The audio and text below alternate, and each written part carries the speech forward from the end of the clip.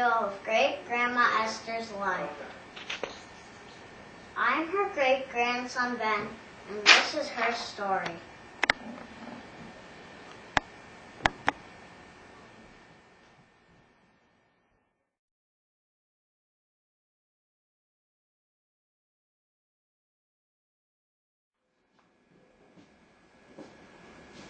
When were you born? September 12th, 1914. Where were you born? I was born in the Brownsville part of Brooklyn. Were you born in a hospital? No, I was born, of course not, I was born at home.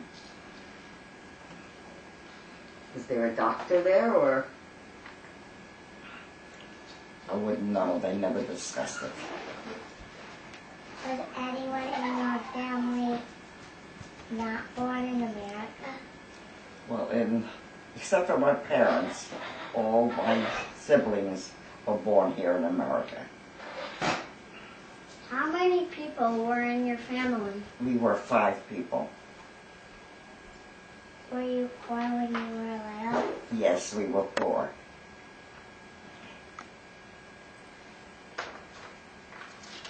Did you have any brothers or sisters that are not alive, were not alive, or didn't live to grow up? Yes. My oldest sister, who was... I would have had an older sister who was born in Europe, but she died before, when she arrived in America. And my brother's last children were twins, and one of them died. So we were 5 people in our family. Were you happy when you were a little girl? Well, yes, I think I was. What was it like when you went to school? Well, I think I liked school. I liked school very much, so I was very happy to go to school. Yeah, I wanted to learn. Did you speak English when you went to school? Yes, I spoke English. Okay. You didn't speak Yiddish? Very little. Okay, because you told me that you went to kindergarten and the children made fun of you because you... Oh, well, yes, I was sitting in the assembly one day, and I must have pronounced the word wrong, and they turned around and said to me, "When did you get off the boat?" But I think that was the time when I realized I've got to learn how to speak English, but you remember, English well. And from that day on, I refused to speak Yiddish. And now I'm sorry, because Yiddish is still another language. How many grades did you finish? Well, if you're speaking about elementary school, I graduated elementary school, and then I started high school, and unfortunately, put your toes down. Put your toes down, yeah, that's it.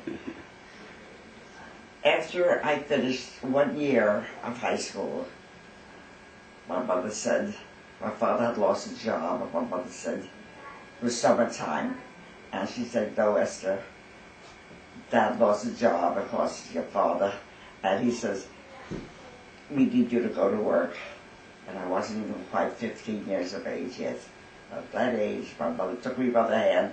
I would never went on a trade myself. And took me by the hand and took me to work in a factory. Doing what? You'll never believe it.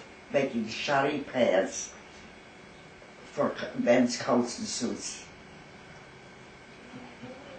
How did you get along with your friends? I get along very well with people and with my friends. By the way, as far as school goes, that means you never went past first year of high school? Well, that's another story. When I finished the first year of high school, summer was over, and I figured right after summer's over I was going to go back to day school.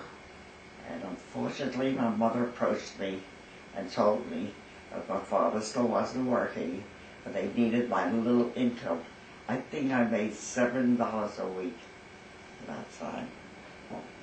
And How many hours do you think you worked? she said, but you can go to night school. That's what I did. I started going to night school at the age of 15 and a half. 15. I started to go to night school. Worked during the day and went to school, carrying my school books every day. And every chance I had, of course, I studied. Unfortunately, when I was in elementary school, my mother came up to open school week one day, and the teacher said to my mother, "Your daughter is a very bright girl, and I think you should see that she gets a good education and becomes a school teacher." And that's what all my life I wanted to become, was a school teacher. That's what happened. So did you graduate from high school? I graduated from night high. I went 5.5 years to night school at night, coming home from work, grabbing a bright, and running to school at night, and I graduated high school. And I entered Brooklyn College. I worked in the 28th Street area, and Brooklyn College was actually on 23rd. And I used to walk from where I worked. By that time, I worked in a silk underwear factory. I no longer work, thank God, making shopping pants.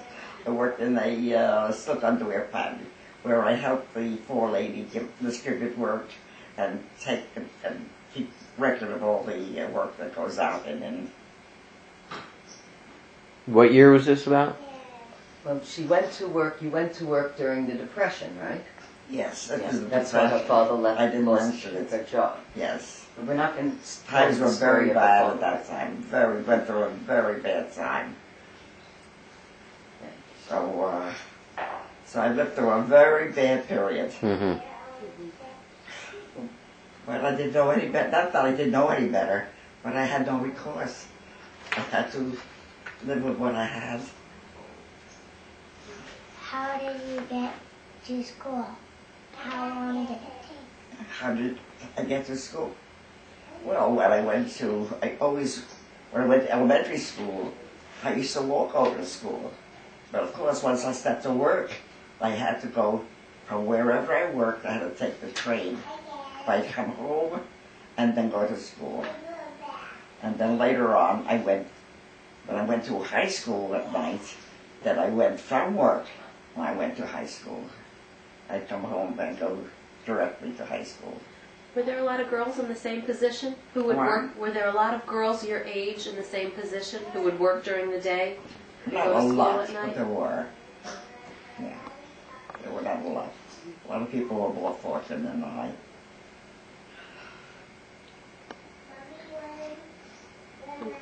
How did you meet Great Grandpa Lou?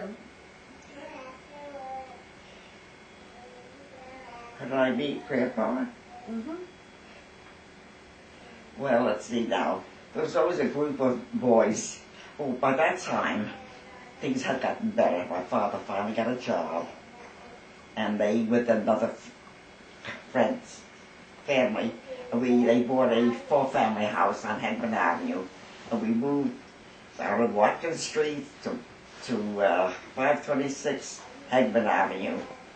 It was a lovely 4-family house with a little stoop, and my life was better, but my job was better, my life was better, and we were 3 girls in my family, so some of the boys from the area used to come around from Georgia Avenue, Alabama Avenue, New Jersey, Pennsylvania. They used to come around, and Lou was one of them. Well, one of them